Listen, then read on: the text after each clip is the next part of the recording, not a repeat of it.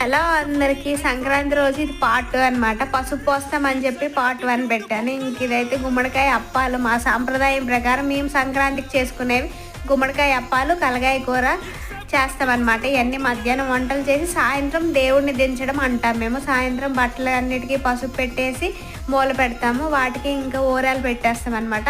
చింతపండు చారు, కొత్త బియ్యంతో అన్నం చేస్తాము. కొత్త చింతపండు చారు, పప్పు, ఒట్టిపప్పు అనమాట, తాలింపు పెట్టము. ఇంక ఈ అప్పాలు పెడతాము. ఇది మా సాంప్రదాయం అనమాట. ఇంక అప్పాలు అయితే చాలా బాగుంటాయి, నాకు చాలా ఇష్టము. ఇవన్నీ మధ్యాహ్నం వంటలు అయినాక ఇంక సాయంత్రం తొక్కులు దుడిచేసి కల్లాపేస్తాను. కల్లాపేయడం అంటే నాకు చాలా ఇష్టము. 12 ద్వారాలు ముగ్గేస్తాం సంక్రాంతి రోజు.